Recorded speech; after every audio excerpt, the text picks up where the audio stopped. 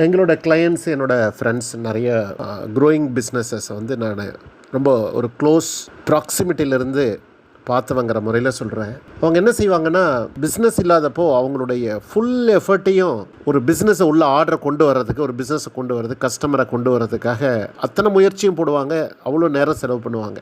அந்த பிஸ்னஸ் கிடைச்ச உடனே அவங்க போட்ட அந்த முயற்சி இருக்குது இல்லைங்களா, மார்க்கெட்டிங்கை வந்து இமீடியட்டாக ஸ்டாப் ஆகி போயிடும்.